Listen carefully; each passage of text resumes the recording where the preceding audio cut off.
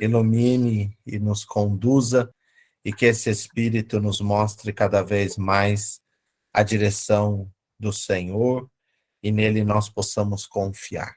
Vinde, Espírito Santo, e enchei os corações dos vossos fiéis, e acendei neles o fogo do vosso amor. Enviai o vosso Espírito, e tudo será criado, e renovareis a face da terra.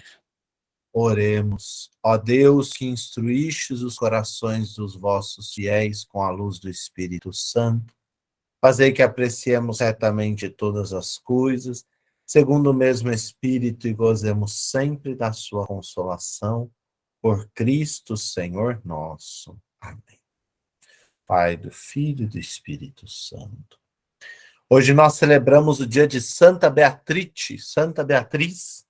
que é uma portuguesa, que é de onde o Frei Galvão copia a regra para a fundação do primeiro recolhimento lá da Luz. Por isso que as irmãs são concepcionistas. Ordem da Imaculada Conceição. Hoje é dia de Santa Beatriz. Vamos lá. Boa noite a todos. Hoje nós vamos fazer uma passagem rápida por dois... no real é o final de Samuel, é o reinado de Davi, e aí entraremos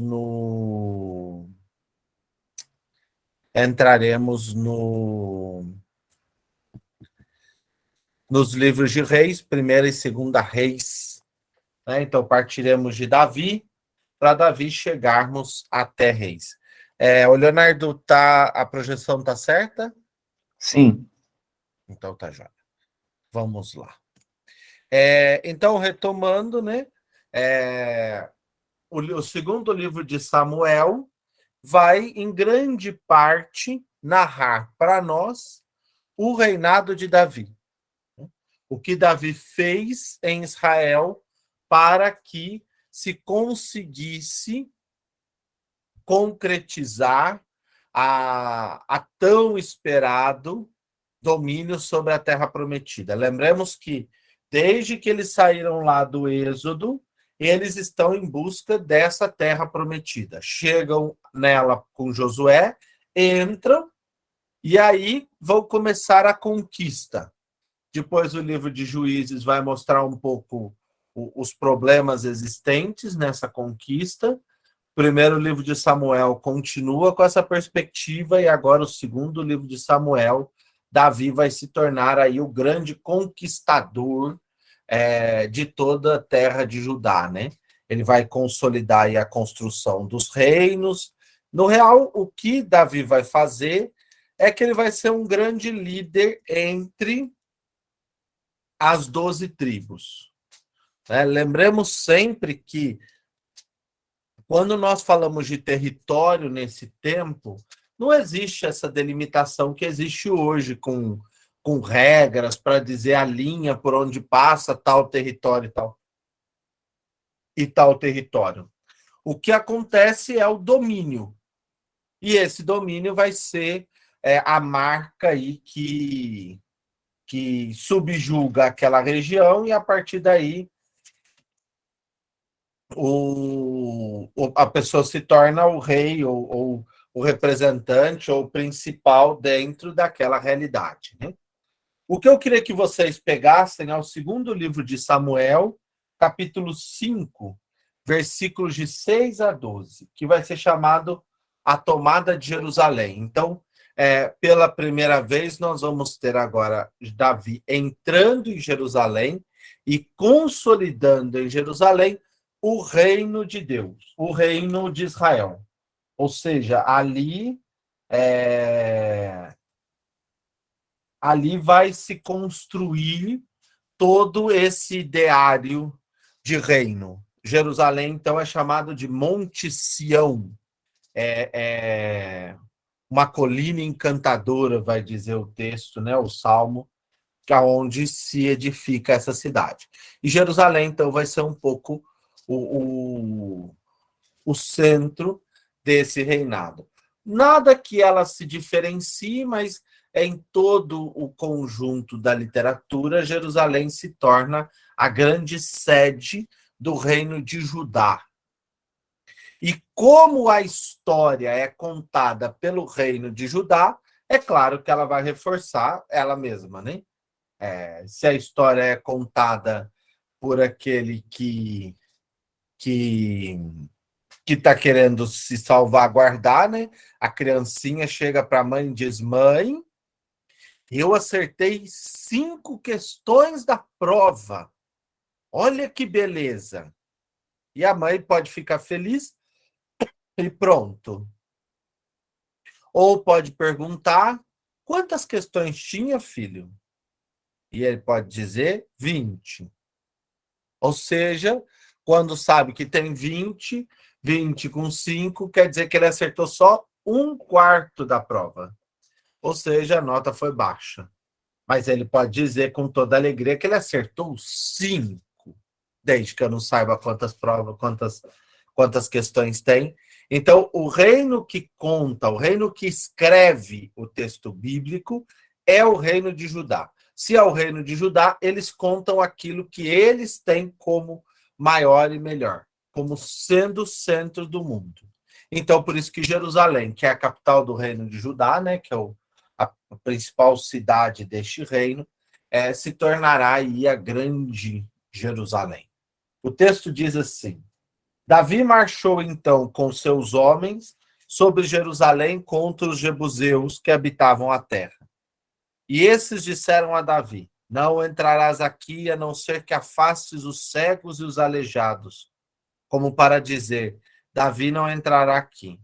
Davi, porém, tomou a fortaleza de Sião, é a cidade de Davi. Naquele dia disse Davi: Todo aquele que ferir o jebuseu deve alcançar o canal. Quando os aleijados e os cegos, eles desgostam de Davi. É por isso que se diz: aleijado e cego não entrarão na casa. Davi se instalou na fortaleza e lhe chamou Casa de Davi. Depois Davi construiu ao redor desde Melo até o interior. Davi ia crescendo e o Senhor Deus dos exércitos estava com ele. Irão, o rei de Tiro, enviou mensageiros a Davi com madeira de cedro, com carpinteiros e pedreiros, e edificaram uma casa para Davi. Então viu Davi que o Senhor o confirmara como rei sobre Israel e o exaltava a sua realeza por causa de Israel, seu povo. Então, Davi se assenta ali, não mais em tendas, mas numa casa construída de madeira. Olha só que coisa honrada. Honrada nada, se fosse honrada seria um palácio feito de pedras e não um palácio feito de madeiras. Então quer dizer que o reino é um reino grandioso, mas não é um reino tão grandioso assim, não é tão poderoso assim. É por isso que é uma casa construída de madeira, né? Mas é de cedro que vem de Tiro. Um detalhe: ele toma a cidade e coloca nela a Arca da Aliança. Então, a tenda do Senhor vai para dentro dessa cidade, porque Davi estabelece ali a sua capital, ou a sede do seu império, por mais que ele tenha nascido em Belém. E é exatamente neste contexto que surgirá o profeta Natã. Nós não vamos ler essa profecia de Natã, mas é interessante surgir o profeta Natã, porque depois de Samuel, nós não temos mais ninguém que fala em nome de Deus. Então surgirá Natã. É interessante que ele faz uma pequena descrição.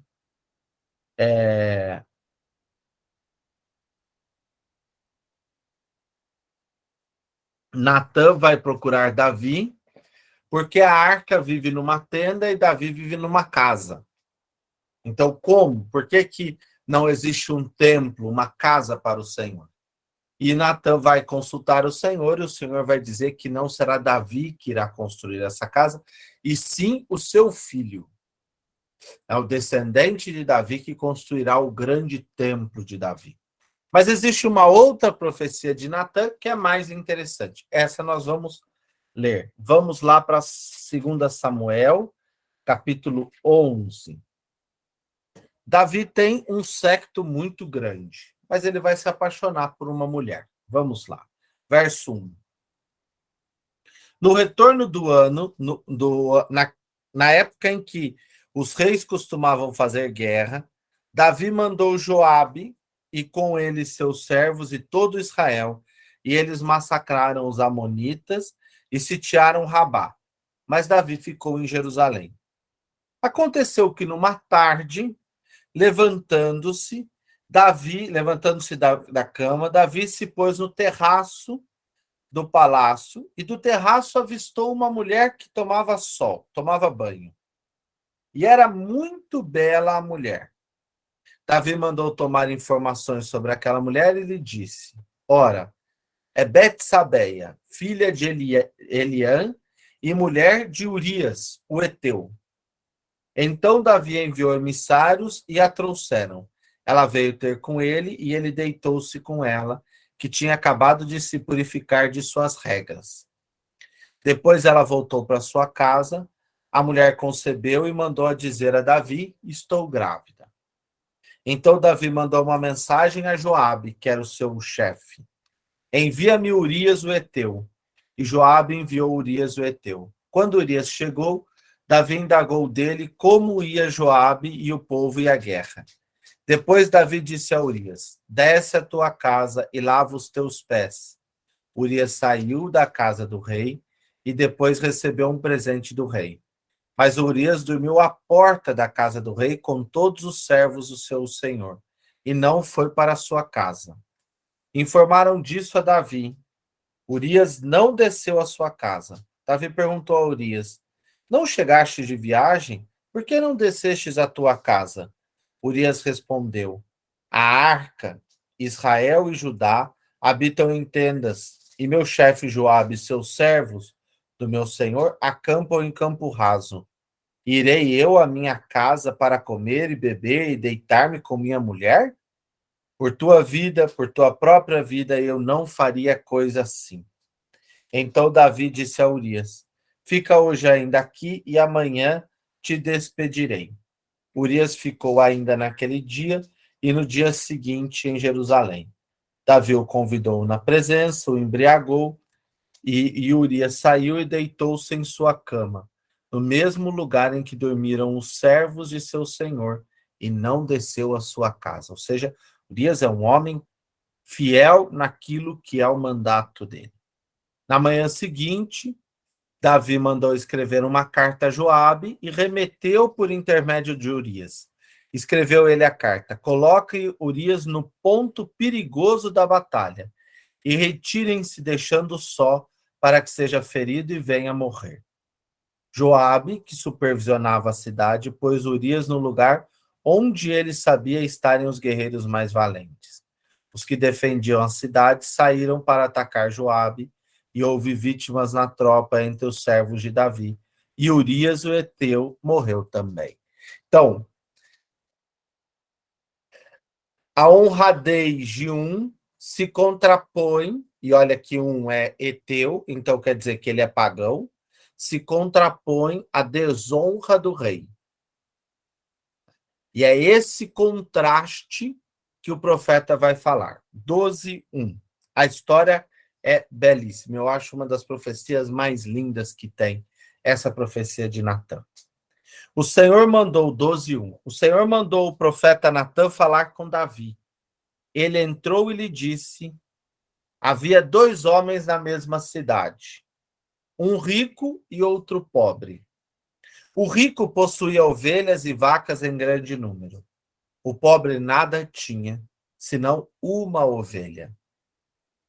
Só uma pequena ovelha que ele havia comprado. Ele a criara e ela cresceu com ele e com seus filhos, comendo do seu pão, bebendo da sua taça, dormindo no seu colo, era como sua filha. Um hóspede veio à casa de um homem rico. e este não quis tirar uma ovelha, ou uma de suas vacas ou ovelhas para servir o viajante. Ele tomou a ovelha do homem pobre e a preparou para sua visita. Davi se encolarizou contra esse homem e disse a Natã: pela vida do Senhor, quem fez isso é digno de morte. Devolverá 4 vezes o valor da ovelha por ter cometido tal ato e não ter tido piedade. Natã disse a Davi: esse homem és tu. Assim diz o Senhor, Deus de Israel: eu te ungi rei de Israel, eu te salvei das mãos de Saul, eu te dei a casa do seu senhor, eu te coloquei nos teus braços, mulheres do teu senhor, eu te dei a casa de Israel e de Judá. Se isso não é suficiente, eu te darei qualquer coisa. Por que desprezastes o Senhor e fizestes o que lhe desagrada? Tu feristes a espada Urias, o heteu, sua mulher tomaste-a por tua mulher, e a ele matastes pela espada dos amonitas. Agora a espada não mais te apartará da tua casa, porquanto me desprezastes e tomastes a mulher de Urias, o heteu, para que ela se tornasse tua mulher. Assim diz o Senhor: na tua própria casa farei surgir a desgraça contra ti. Tomarei as tuas mulheres debaixo dos teus olhos e a darei aos teus próprios, ao teu próximo, que se deitará com tuas mulheres à luz deste sol. Tu agistes em segredo, mas eu cumprirei tudo isso perante a face de todo Israel do sol. Davi disse a Natã: pequei contra o Senhor. Então Natã disse a Davi: por sua parte, o Senhor perdoa a sua falta, mas não morrerás. Mas, por teres ultrajado o Senhor com teu procedimento, o filho que tivestes morrerá. E Natã o deixou. O que é belo no texto? Primeiro, a composição, né? A forma como Natã consegue chegar no âmago da questão e trazer Davi de lá de dentro, né? Davi, no auge da sua arrogância, não consegue perceber o mal que cometeu. É como eu disse esses dias nas homilias, né? Ao invés de você matar, você jogava dentro da cisterna, como fizeram com Jeremias há 2 ou 3 semanas na liturgia. Não matei, eu só pus lá na cisterna e ele morreu. Então, o que Davi fez não, eu mandei ele defender e ele morreu, ora, vai fazer o quê? Não, você o fez para tomar a esposa dele, ou seja, o erro de Davi é maior ainda, porque o erro de Davi compreende o não contentamento dele com a sua própria vida. Ou seja, ele já tem um tanto e porque ele deseja mais ainda. A insatisfação do ser humano foi que desviou o coração do homem numa outra direção. Por não estar satisfeito com todo o paraíso, ele decidiu comer da árvore que não podia, exatamente para mergulhar mais profundamente longe do Senhor, ou buscar outras coisas. Ele não estava satisfeito com o Senhor. Davi recebeu tudo do Senhor e não soube estar satisfeito. E o profeta vai lá dentro e arranca dele isso. Diz: és tu, não percebestes? És tu que trazes essa marca do erro. E trazes por quê? Porque te deixastes conduzir pelos teus desejos e tirastes os seus olhos do Senhor. Por vezes nós ouvimos isso enquanto ouvíamos os outros textos, né? Enquanto tiveres com os olhos no Senhor, enquanto tiveres o coração voltado para mim, enquanto voltares para mim a sua vida e o seu coração, eu estarei contigo. Quando se desviares o teu olhar, tu te perderás. Né? Não te encontrarás mais naquilo que é o fundamento da vida, né? Naquilo que é a essência da vida. E é interessante porque o profeta chega aonde a injustiça se encontra. E a injustiça não é um caso que foi julgado errado, mas a injustiça é aquele que sabe qual é o caminho justo, decidiu pelo caminho iníquo. E ali reside a injustiça. Ali reside aquilo que não poderia residir. E o profeta age ali para comunicar qual é a vontade de Deus. E a vontade de Deus vai se manifestar novamente no assassinato, né? A morte do filho de Davi com Bersabeia. E aí ela vai passar a fazer parte do séquito de Davi e vai se tornar a mãe de Salomão. O livro de Samuel ainda continua com uma longa história de mais ou menos 10 capítulos, que é chamada História de Absalão. A história de Absalão é filho de Davi, possivelmente há uma crônica que era lida dentro do Palácio Real, qualquer coisa assim, né? Não é um texto que tenha muita sabedoria, nem um texto de muito avanço, muito alcance na perspectiva da história de Israel. É um livro que vai contar aí as ações de Absalão. Absalão faz várias coisas erradas, algumas certas, vai e vem, é perseguido por Davi e tal. E esse texto narra um pouco essas ações sem muita profundidade. E o livro de Samuel finalizará com a morte de Davi, ou seja, Davi morre e o seu reino vai se finalizar nesse processo, né? Nessa realidade aí mais complexa, que vai ser a divisão do reino, né? A própria Bersabeia vai entrar nesse contexto para defender a, a boa querência que Davi tem pelo seu filho Salomão. Mas o livro finaliza com a história de Davi. Davi morre ali e vai se começar a sucessão.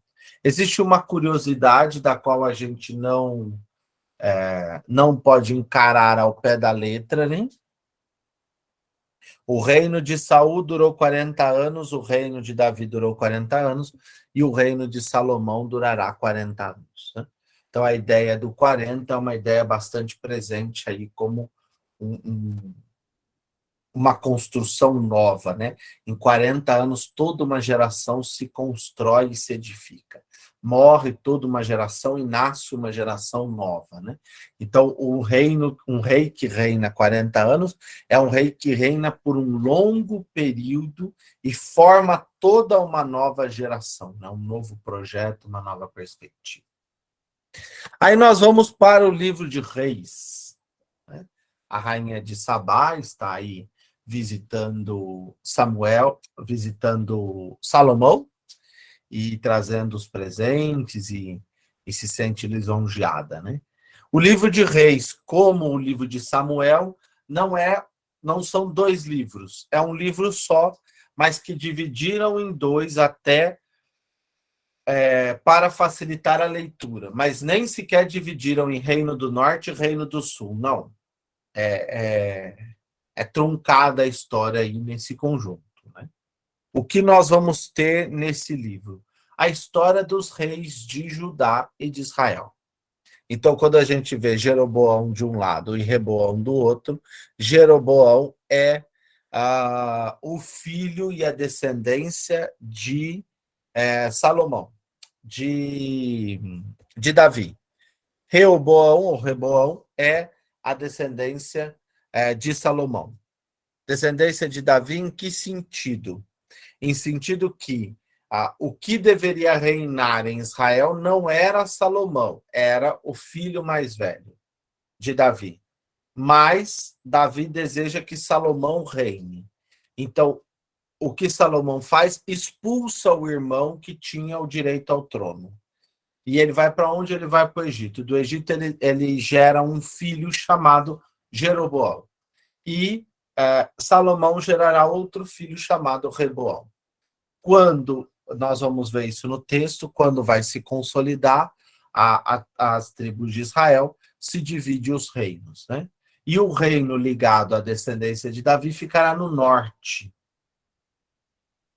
E o ligado à descendência de Salomão ficará no sul, que será o reino de Judá com duas tribos, e o reino de Israel com as outras 10 tribos. Então, para a gente ver aí a diferença da divisão. Quem contou a história é o reino de Judá. Né? O reino de Judá realmente é o reino mais próspero, porque ele conta a história. Né? Ele narra um pouco essa história de Israel. Então, os reis se dividem, como eu disse a vocês, 40 anos de Saul, 40 anos de Davi, 40 anos de Salomão. E aí, depois, vai se alternando de um lado e de outro, alguns reis que nós conhecemos mais, outros que conhecemos um pouco menos. Né? E isso vai culminar no reinado Davi, Saul, reino de Israel, reino de Judá, Israel em cima. Então, o reino de Judá vai até mais longe, né? Porque o exílio da Babilônia vai acontecer só no século V, o reino de Israel, o exílio acontece no século VI. Né? Então, é um século antes. Então, qual que é a estrutura do livro de Reis? Né? Como ele está organizado?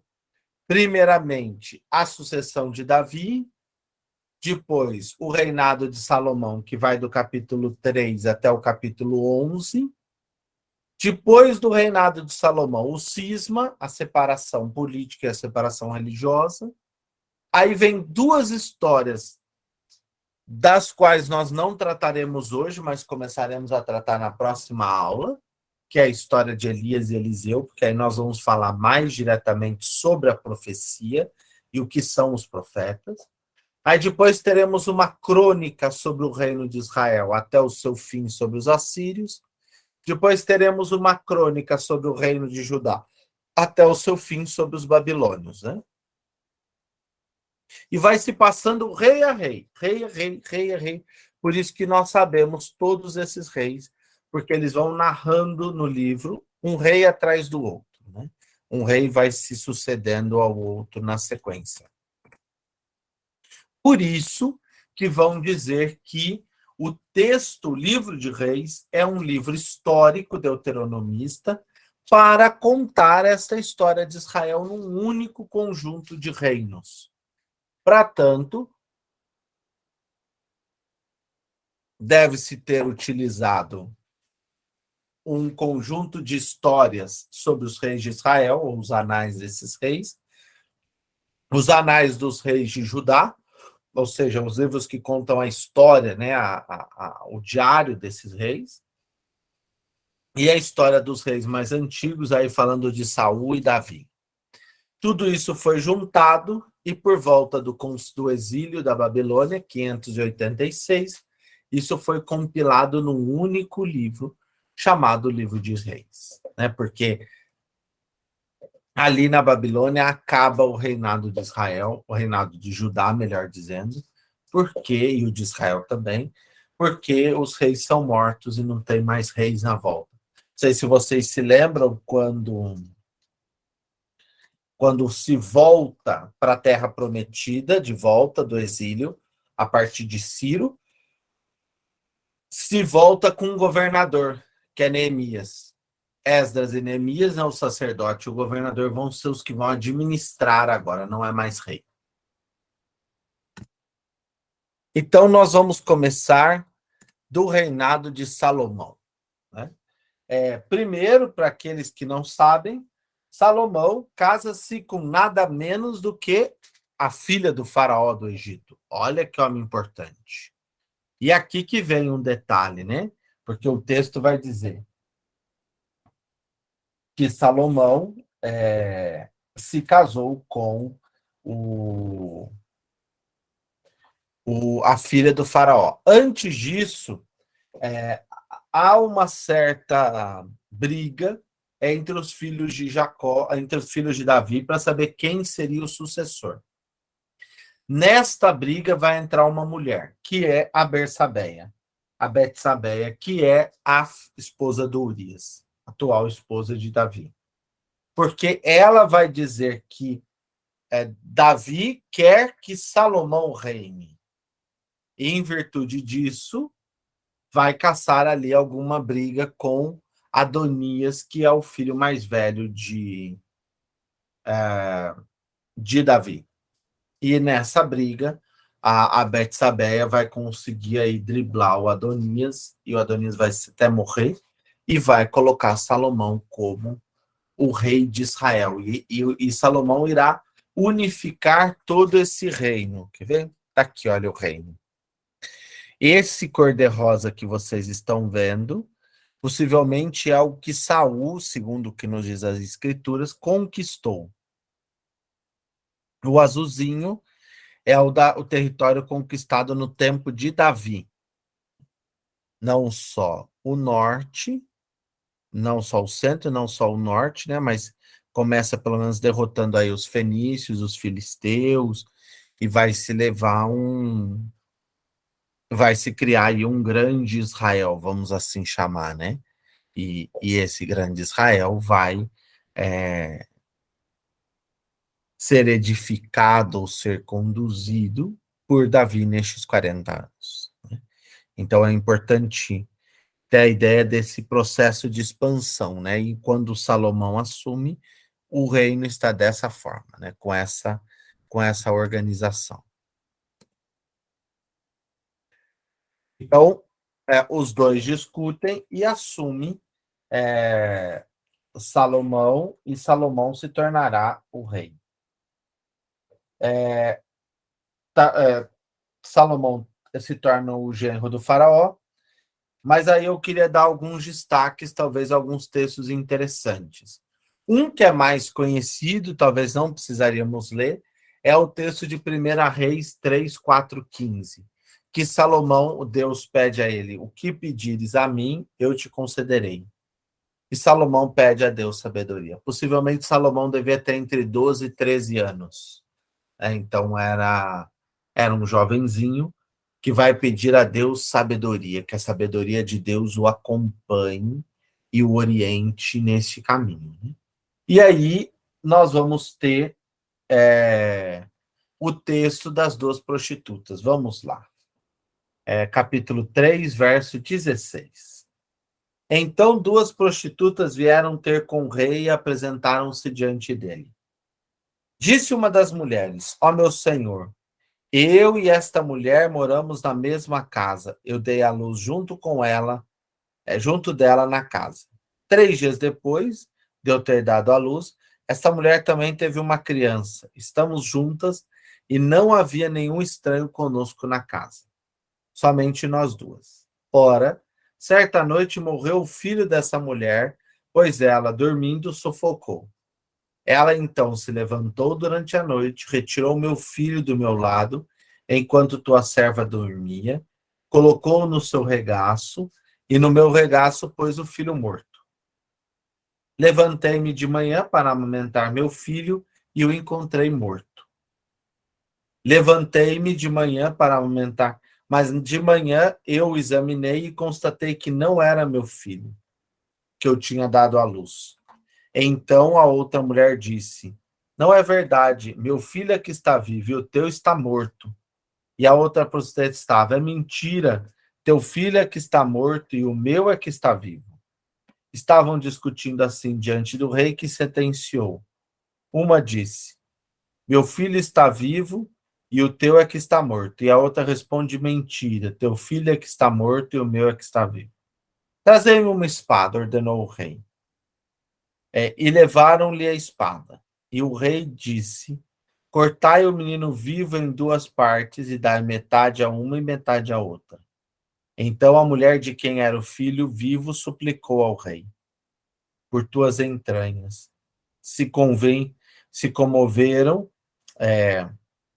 pois suas entranhas se comoveram por causa do filho, dizendo: Ó meu Senhor, que lhe seja dado então um menino vivo, não o matem de modo algum. Mas a outra dizia: Ele não seja nem meu nem teu, corte-o.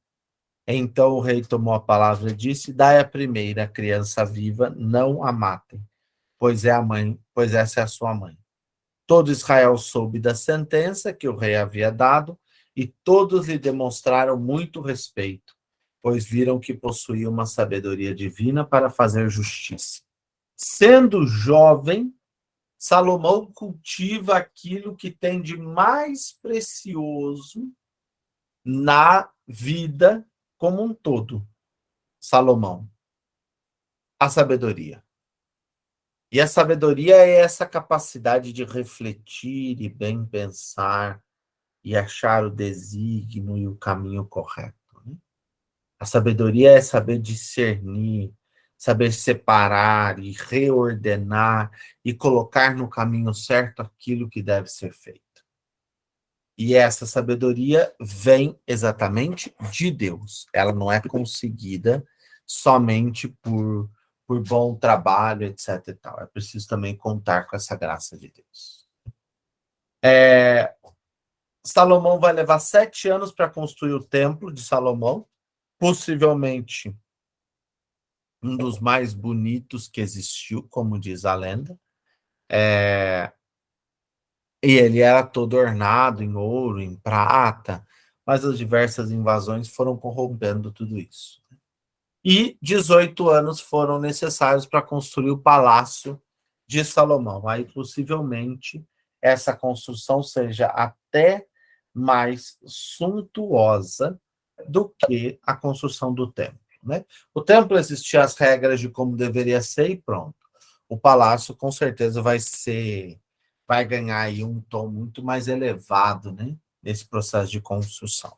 Mas o discernimento e a forma que Salomão nos ensina a julgar é muito significativa, né? A termos essa paz e essa tranquilidade para poder lançar aí a palavra, a ajuda, o ensinamento, a resposta, né?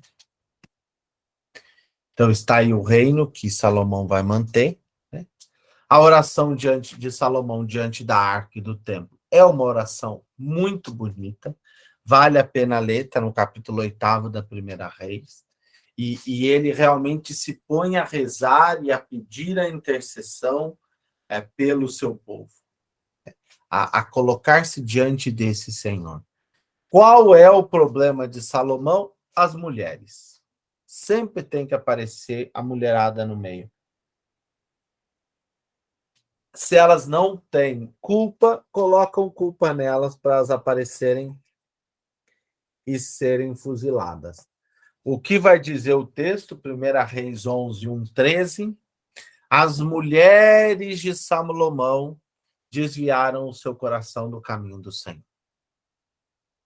Ele continuou um grande construtor, mas passou a lhe faltar a sabedoria para o conjunto de toda a vida. A sabedoria não se encaixa simplesmente no momento de instruir ou de interpretar. A sabedoria deve estar presente sempre. Eu preciso aprender a usá-la com bastante retidão, bastante propriedade, respeitando essa palavra, valorizando esse Deus que nos fala. E é exatamente aí que ele não consegue, né? É exatamente aí que reside esse defeito de Salomão que o afastará diante de Deus. Nem a arca conseguirá trazê-lo para perto do Senhor. Por quê? Porque o seu coração vai se desviando, vai seguindo em outra direção, em outro caminho. Mas nós não podemos ignorar a grandiosidade do reinado de Salomão, né? Não só pela unificação real do reino, mais do que isso, pela construção do templo, dos palácios, etc. e tal, mas também porque Salomão estruturou aquele reino de uma forma que ele passasse a dar as respostas necessárias para o seu povo. Só que para tudo isso, Salomão teve que fazer uma coisa que ninguém aqui gosta: o imposto. Então, eu elaboro um imposto para que eu possa arrecadar. Se a gente lembrar lá o que Samuel vai dizer, né? Elas vão pegar os seus filhos e transformar em padeiros, as suas filhas em perfumistas, e o reino não é o melhor caminho, deixa que eu reine sobre vós. Não quiseram. Então, aqui vai surgir exatamente aquilo que vai dar sustentação para a existência do reino sem se ter uma outra finalidade comercial. Simplesmente o processo religioso vai construir essa ideia. Só que Salomão se deixa corromper. Salomão se deixa perder nesse caminho através das suas mulheres. Isso é uma visão bastante machista e patriarcal, né? De que as mulheres é que desviam o coração de Salomão e não Salomão que se deixa desviar porque cede a essa tentação. Né? Com a morte de Salomão, nós vamos ter a briga para a sucessão. Então, vai existir um cisma político e um cisma religioso. Né? Eles vão se reunir em Siquém, numa assembleia festiva, vamos assim dizer, logo após a morte de Davi, para proclamar o novo rei. Na cabeça deles, o novo rei é Roboão.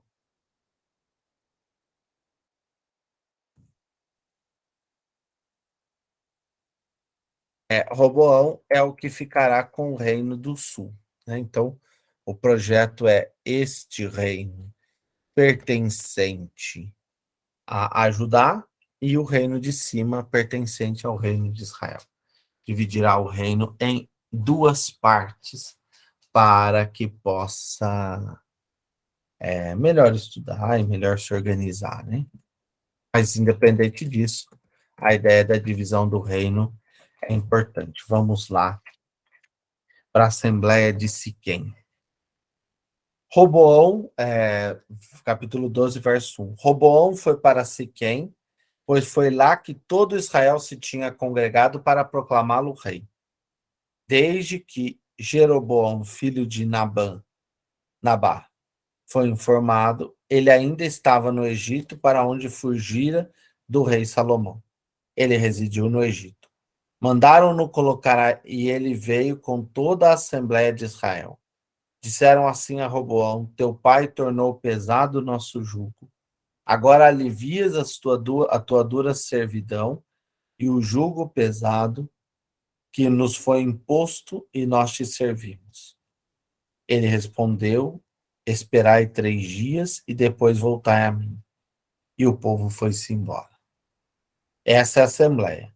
O rei Roboão consultou os anciãos que haviam auxiliado seu pai Salomão durante essa vida. Jeroboão e todo o povo que viera junto com Roboão no terceiro dia, de acordo com a ordem que ele dera, voltai para mim daqui 3 dias.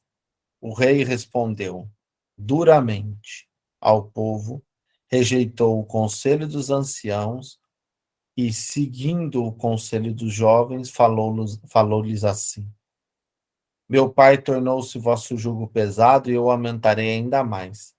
Meu pai vos castigou com açoites e eu vos castigarei com escorpiões. Assim o rei não ouviu o povo, era uma disposição do Senhor para cumprir a palavra que dissera a Roboão, filho de Nabom, por intermédio de Aias de Silo. Quando todo Israel viu o que o rei não os ouvia, responderam: que parte temos com Davi? Não temos herança com o filho de Jessé? E as tuas tendas de Israel?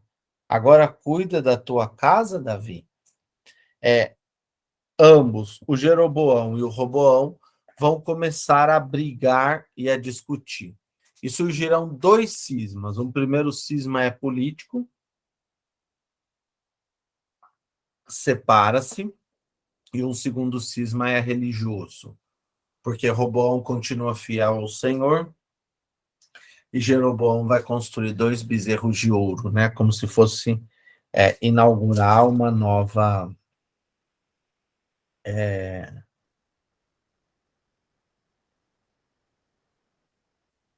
Um novo projeto de nação que vai ser edificada ali sobre estes dois reinos.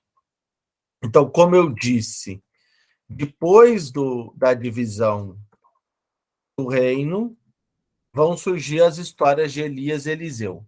Elias e Eliseu nós veremos posteriormente, só que eu queria dizer um detalhe, né?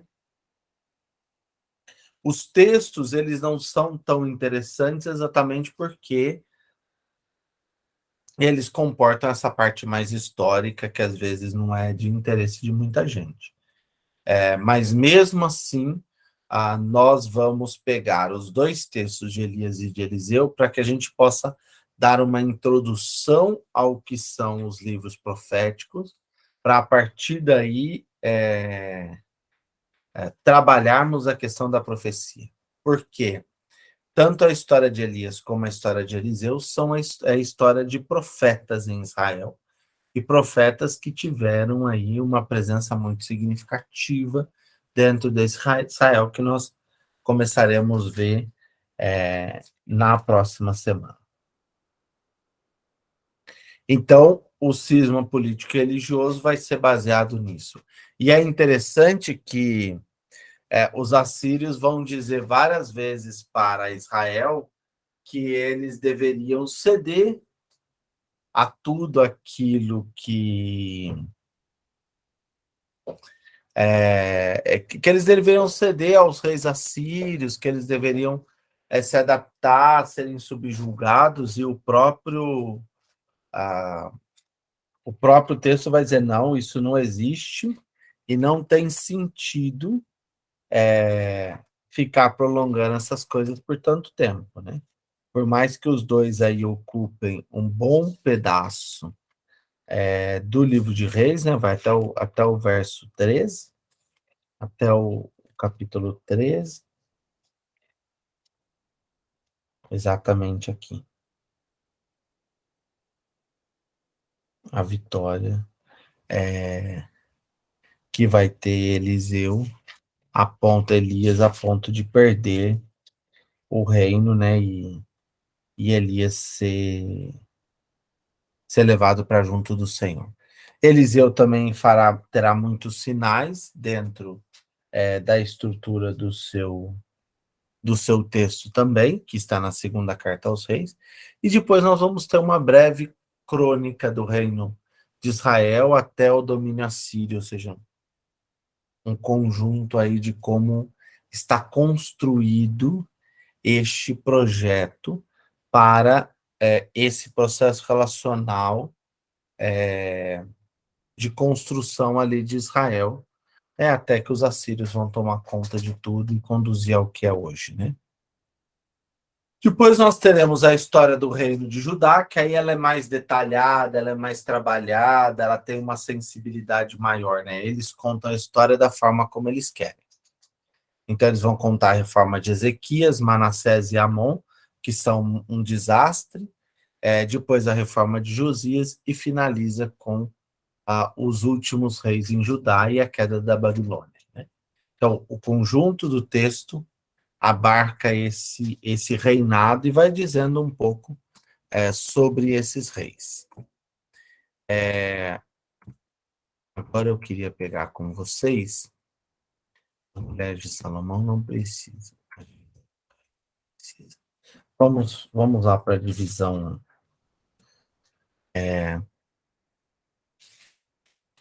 Divisão do reino, não. Para a reforma de Josias.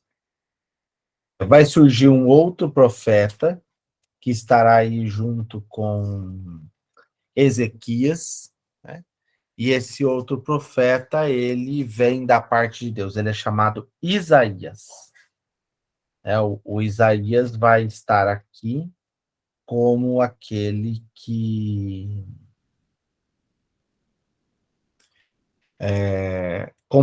ajuda o Josias nesse processo, ou que ajuda Israel nesse processo de abertura, principalmente ajuda o Ezequias nesse processo de descoberta e de intervenção aí junto a aquilo que deve se retomar o caminho mais coerente na fé judaica, né?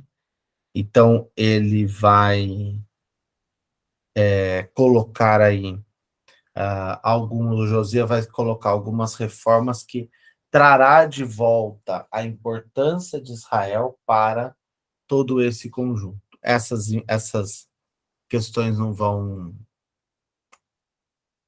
A reforma de Josias não vai entrar realmente a cabo exatamente porque os mouros invadem e então vai todo mundo. Os mouros não, os babilônios invadem e eles vão para a Babilônia. Mas vocês veem que interessante, né? Ó, ele vai lendo e vai enrolando de novo o livro. Isso é muito claro desse período, né? Período que você vai escrevendo esses textos, e os textos são muito longos, né?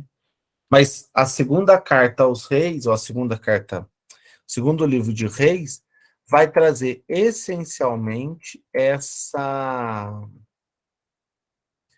esse interesse, vamos assim dizer, por uma nova construção de um Israel. Só que é um Israel que vai enfrentar um inimigo muito duro, que é a resistência humana. Então, por exemplo, isso está no nosso universo. Josias fala para um povo que está em processo de mudança. Nós falamos para um povo que está em processo de mudança. Então você conscientiza, fala sobre a importância da Eucaristia, o valor dela. Mas a pessoa continua comungando do jeito que ela sempre comungou de qualquer jeito. Né? Não entende isso, é o que vai acontecer com Josias. Ele vai fazer uma grande reforma, quer implementar o Deuteronômio, só que ele vai perder também a guerra e a partir daí o povo vai ser dominado. Né? Então, se num período foi contado a história do Reino do Sul, do outro lado foi contado a história do Reino do Norte. O Reino do Sul aqui está, o Reino do Norte aqui está, melhor dizendo, o Reino de Israel, é o maior território, são as 10 tribos que se unem ali em cima e compõem aí um conjunto de evangelização muito forte. Por quê? Porque vai se ter várias pessoas aí fundamentadas nessa busca religiosa. Só que o que vai acontecer com essa divisão do reino? A arca ficará em Judá. Então, a sede da religião ficará em Judá. No Reino do Norte, como eles não têm nada, eles vão inventar um bezerro de ouro, uma coisa ou outra, e vão ficar todo o tempo costurando em torno de perspectivas que não vão construir. Então, o livro de Reis vai narrando essa construção e como essa construção não deu certo, porque se nós nos lembrarmos, entre o reino de Judá e o reino de Israel, existe aqui a Samaria. Né? E a Samaria, diferente do reino de Israel, depois das invasões dos assírios, a Samaria se torna algo muito específico enquanto religião. Não é um catolicismo assim, não é um judaísmo forte, mas eles têm aí uma resistência a esse tanto. Por isso que eles vão surgir pós-Jesus. Né? Eles têm uma interpretação da escritura diferente, tudo isso é diferente. Por isso que é depois de Cristo que eles despontam de uma forma mais clara. Mas o reino do norte era o reino mais fértil, era o reino que produzia mais, era o reino que tinha os melhores reis, só que a história é contada pelos bons que estão no sul, que são uma única tribo, a tribo de Judá, e a tribo de Benjamim, que se associa a eles, e outras 10 tribos estão para cima. Aí no meio ficará a Samaria, para cima a Galileia, para baixo o reino de Judá. Né? Isso é mais ou menos o que acontece nessa história. Uma das coisas que dá para a gente até entender nesse conjunto é que a experiência do reinado é uma experiência complexa para Israel. Porque o reinado realmente, segundo a promessa de Samuel, eles nunca vão ter paz a partir da constituição do reino. Porque para constituir o reino, você precisa pagar imposto. Para pagar imposto, você precisa cobrar do povo. Para cobrar do povo, o povo reclama e aí vai construindo uma bola de neve e você não consegue atuar nessa questão. O reino realmente não é só a força, porque a força só não vai conseguir nada. Então, é preciso que a gente tenha essa consciência, né? O reino em Israel é a pior experiência que eles viveram, porque eles não têm realmente um rei depois que são dominados, mas vão continuamente querer retornar à ideia de um reino que seria a ideia das tribos, de um grande reino. Né? Não um reino dividido entre Judá e Israel, mas um grande reino que busque essa exaltar e enaltecer os judeus. O livro de Reis conta um pouco essa história, deprecia os reis de Israel e elogia excessivamente os reis de Judá. Varia muito conforme se lê o texto ou conforme a composição. Mas a base do texto está aí, fundamentada e alicerçada. A reforma de Josias vai ser importante em todo Israel, mas ele vai demorar muito tempo para ser ouvido e ser compreendido. Então, finalizando o livro de a Segunda Samuel, já no reinado de Davi, e Primeiro e Segunda Reis, vão narrar esse conjunto amplo da fé de Israel, que é uma fé que está alicerçada ali sobre a sucessão de Davi. Uma fé alicerçada sobre aqueles que, oriundos dessa pureza davídica, vão se constituir como reis sábios para bem governarem o seu povo. Mas essa sabedoria vai precisar ser muito bem pensada, porque cada vez mais nós percebemos pessoas que se dizem sábias e no real não são. Então, o livro de Reis traz um pouco esse enigma, vamos assim dizer, dessa constituição de vários reinos e como esses reis se tornarão assim, a sua descendência se espalhará aí por todas as realidades, né? É a imagem do filho sendo cortada no meio, né? Que é o projeto de Jesus, e a construção aí do reinado de Salomão e depois os outros reis de Israel. Divisão do reinado e eles seguem esse caminho. Esse é o livro de Reis. Eu quero, na próxima semana, parar um pouco com os livros históricos e nós conseguimos rumar na direção dos livros proféticos, né? Eu queria falar sobre a profecia de Eliseu e de Elias, e aí a gente adentrar o profetismo com a sua base. Porque nós trazemos muitas vezes na cabeça que o profetismo está em Judá, o profetismo está em Israel. Quando a gente estuda a história de Israel, nós vamos percebendo cada vez mais que a força de Deus, a força da ação de Deus está no reino do norte. E o reino do sul, como é um reino menor, o reino de Judá, ele vai ter pouca importância significativa. Quem dará essa importância com mais ênfase serão aí os reis externos que querem se fixar em Jerusalém, né, onde existe o Deus único. Alguma pergunta, alguma dúvida? O povo está sabendo tudo agora, nem precisa mais ter dúvida. Fale, Dani. Só um detalhezinho. Vocês viram que eles esqueceram da arca? A arca ficou esquecida. Ninguém mais fala da arca. Eles vão perder a arca, né, nesse meio do caminho. Mas eles quase ninguém mais falam da arca. Fale, Dani. Até então, Deus era um Deus militarizado, né? Era o Deus dos exércitos, das conquistas, até Davi conquistar. Nessa época dos reis, isso diminui ou continua essa coisa do Deus... Diminui de certo ponto, porque o território já está consolidado. Mas, por vezes, eles gostam de uma briga. E gostam de passar uns a fio de espada.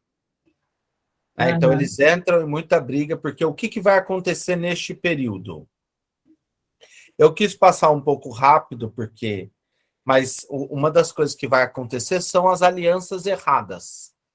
Eles vão continuar militarizados, porque eles vão continuar fazendo alianças.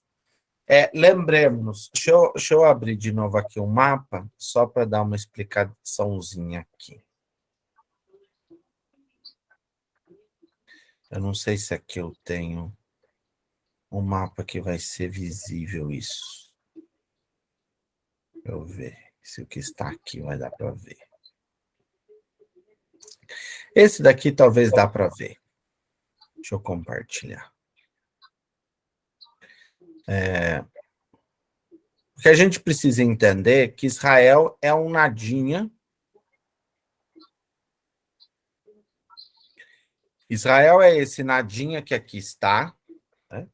E tudo que você pensa para a direita, ou seja, aqui atrás de Emom, onde está Edom ali, é a Mesopotâmia, descendo. Mesopotâmia, Pérsia, Síria, Babilônia, para baixo é Arábia, e para a esquerda é o Egito. Então, o Israel está entre as grandes potências do mundo. O Egito de um lado, do outro lado, os reinos mesopotâmicos. Persas, assírios, babilônicos, que estão do outro lado. O que vai acontecer com Israel? Ele sempre vai ter que ficar cedendo a um e a outro. E normalmente eles gostam muito de ceder ao Egito. Então eles se unem ao Egito. E aí, quando perdem, os assírios invadem o Egito e invadem Israel. Quando os babilônios ganham, eles invadem Israel, invadem o reino de Judá e invadem o Egito. Então, não deixará de ter essa questão militar, porque eles também vão ter que ficar defendendo os seus territórios nessas guerras que vão acontecer. E vai ser bem interessante, porque o próprio profeta, por vezes, vai dizer: não entre na guerra, não é preciso. É o inverso do que a gente ouvia das outras vezes, né? Deus mandou a gente entrar na guerra e matar isso. Não. O profeta vai vir o inverso. Né? Jeremias vai dizer: olha, por que Jeremias é jogado na cisterna? Porque ele diz ao reino de Judá: não faça acordo nem com egípcios, nem com os babilônios, porque nós vamos perder. Volte o seu coração para o Senhor e se contente com isso. Se contenta? Claro que não. Aí não se contenta, perde e vai chorar nos rios às margens dos rios da Babilônia. Nos sentávamos chorando com saudade de Sião, como cantar os cantares do Senhor numa terra estrangeira. Se de ti, Jerusalém, algum dia eu me esquecer, que resseca a minha língua e se colhe ao céu da boca. Mas, desculpa, eu não vou falar. Quando você estava lá em Jerusalém, você não lembrava de Deus. Agora que você está na Babilônia, sofrendo, você vai compor um salmo para lembrar: ô Senhor, que se seque a minha língua e colhe ao céu da boca, se de ti eu me esquecer. Mas como que eu... E é interessante, porque esse texto vira e mexe e volta, né? Esse salmo, principalmente, ele volta bastante. O Paulo, até o Paulo Coelho compôs um texto em cima desse salmo, né?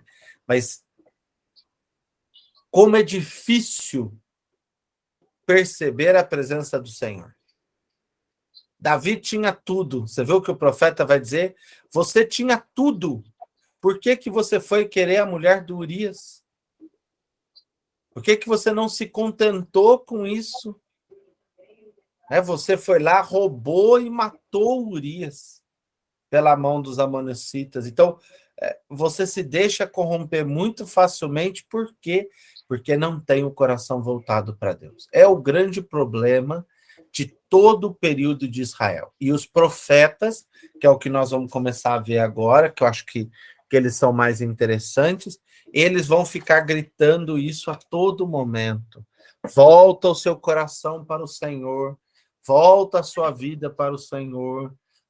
Eu vou pegar esses ossos ressequidos, vou colocar tendões, nervos, carne, espírito, e você vai renascer novamente. O que é essa ideia do renascer do Ezequiel? Essa ideia do renascer é renascer para uma vida nova. Mas é preciso que você queira isso. Eu tive uma impressão em nas leituras, lá atrás, né, nas nossas aulas anteriores, que Deus, né, entre aspas, o Deus lá, ele era o Deus que estava sempre a favor deles, e eles estavam sempre certos, e Deus mandava matar o resto era resto. Já para cá, do Davi para cá, já começa a ficar um Deus mais ligadão, né? Cara, você está fazendo errado, isso não Um está Deus mais certo. justo, né? Exatamente, a justiça vem Que prevalecer. sabe dizer, olha, você pode ser o povo de Deus, mas Mas você está errado, você não está né? fazendo Você está certo. fazendo coisa em nome de Deus que não é, né? Essa é Em a nome voz de do Deus. profeta. E os profetas estão gritando e sem medo, né? Estão aparecendo, que é o que a gente deveria fazer. Isso é a profecia. Por isso que Jesus vai dizer aos fariseus, né? Vocês são sepulcros caiados. Por que que vocês são sepulcros caiados? Porque vocês fazem os túmulos dos profetas que os vossos pais mataram. Então, meu pai matou Ezequias, eu vou lá e ergo um túmulo em cima, bonito, para honrar Ezequias. Mas quem matou Ezequias foram os nossos antepassados, porque ele denunciou o que Israel estava fazendo de errado. Ou seja, vocês não conseguem entender que você não precisa honrar o profeta com aquilo, você precisa realmente voltar o seu coração para Deus. Então, a profecia vai surgir exatamente no momento do reinado, porque no momento do reinado é que vai se nascer a ideia de um rei ungido. E se é um rei ungido, ele precisa ser fiel ao Senhor. E ele não vai ser fiel ao Senhor. Nenhum deles é. Nenhum. Nem Saul, nem Davi, nem Salomão, nenhum dos outros é. E a todos eles surgirão profetas dizendo: vocês erraram, vocês erraram, vocês erraram, vocês erraram, é preciso que mude. E aí você persegue o profeta, você quer matar o profeta, você quer dizer, porque eu não quero ouvi-lo. Porque a palavra dele é dura, né? Eu acho bonito quando eles fazem isso com Jeremias, né? Eles tampam os ouvidos diante de Jeremias, porque diz: você só fala palavras duras, ou seja, você não fala nada que consola o nosso coração. Eu não Você falo o que só a gente quer fala, ouvir, né? você só fala que a gente está errado, nunca fala que eu estou certo. É igual criança fazendo arte que o pai corrige, né? Só faço coisa errada, só faço coisa errada, eu nunca faço nada certo. Não faz. Não Não, faz, porque só faz bagunça. é isso Né? mesmo. Então, a profecia, ela vem realmente para dizer a Israel, eu vou falar para você diretamente. Semana que vem a gente vai ter que ver Elias e Eliseu. Mas quando a gente pegar Amós, eu acho que não tem nada mais bonito do que Amós, porque Amós é um homem livre, e ele vai dizer: olha, eu não sou profeta. Eu estou aqui porque o Senhor mandou. Ou seja, ele é exatamente aquele que vai falar em nome do Senhor. Eu não tenho vínculo com ninguém, nem com nada. Eu só tenho vínculo com o Senhor. Sou vaqueiro e plantador de sicômoro. E estou aqui para dizer para vocês, vocês estão errados. E olha que o profeta do rei despediu ele, né? Fala para ele, vai profetizar em outro lugar. Vai ganhar o teu pão em outro lugar. Ele diz, não, eu não estou aqui para ganhar pão. Eu estou aqui para denunciar. E eu vou denunciar que vocês estão vendendo as pessoas como chinelos na feira. É interessante essa imagem de Amós. É um livrinho, mas é muito interessante como ele é essa figura que chega do nada para ser um sinal ali no meio. Começa a ficar mais evidente esse sinal, né, de Deus na vida dos poderosos. Sim, lá, né? Deus começa a falar querendo mudar, né?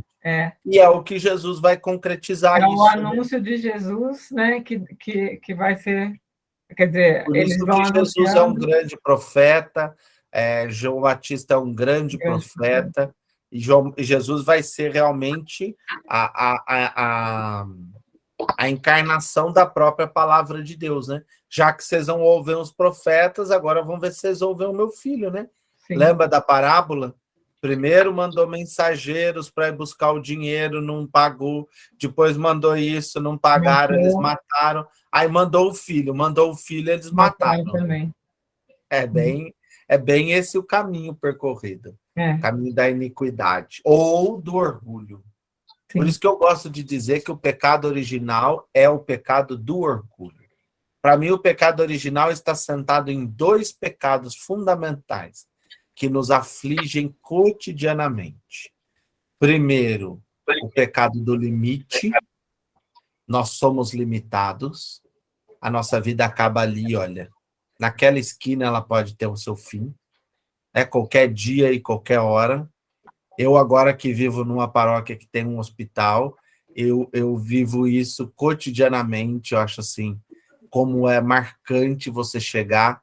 Ontem eu cheguei num quarto que a senhora dizia, eu quero que o senhor reza porque a minha vida acabou e eu vou morrer. E realmente ela estava com cara de quem iria morrer mesmo, né, com 2 anos de câncer e tal. E aí eu saí do quarto e o mocinho abriu a porta e falou, o senhor não pode rezar por mim? Falei, posso. Falei, como que o senhor está? Devia ter mais ou menos a minha idade. Ele falou assim, eu descobri hoje, padre, que eu entrei aqui para tratar de um linfoma grave e no real o que eu tenho é uma doença autoimune curável. Eu não tenho câncer. Então ele estava numa felicidade incontida. Então você vê a diferença, 2 quartos, 2 medidas totalmente diferentes, né? Então eu acho que um dos nossos primeiros pecados é o medo do limite. A vida acaba. E um segundo é o orgulho ou a arrogância, né? A gente acha que a gente vai conseguir, eu vou ser mais, eu vou ser superior, eu vou ir além, eu vou conseguir, eu vou fazer isso, eu vou fazer aquilo. E é difícil se colocar debaixo da tutela de Deus, né? E deixar que ele seja o fundamento e o centro. Vamos lá. Boa noite para vocês. Boa noite, obrigada. Bom descanso, até amanhã. Abençoe-vos o Deus Todo-Poderoso, Pai, Filho e Espírito Santo. Amém. Dona Edneia, se prepara que amanhã nós temos bastante trabalho. Boa noite, Deus abençoe. Se Deus quiser.